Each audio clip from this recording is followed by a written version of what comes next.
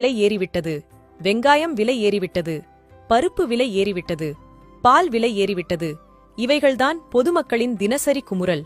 என் மகனை என்ஜினியர் ஆக்குவேன், என் மகனை டாக்டர் ஆக்குவேன், என் மகனை கலெக்டர் ஆக்குவேன், என் மகனை வக்கீல் ஆக்குவேன் என்று கூறும் பெற்றோர் தங்கள் பிள்ளைகளை வேளாண்துறை வல்லுநராக்குவேன் என்றும் விவசாயி ஆக்குவேன் என்றும் கூறுவதில்லை. Colgate, Hamam soap, Pepsi, cinema ticket, KFC chicken, Thalappakattu biryani, gold, diamond விலை ஏறலாம். எத்தனை பேர் இதற்காக கேள்வி கேட்டுள்ளீர்கள்?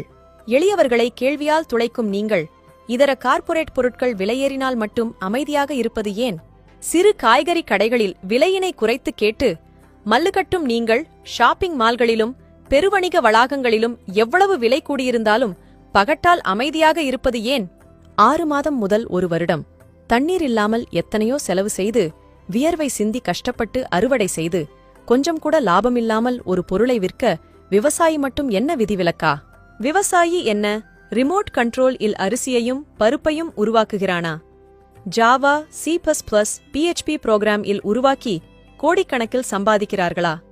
விவசாயியையும் விவசாயத்தையும் வாழவிடுங்கள்.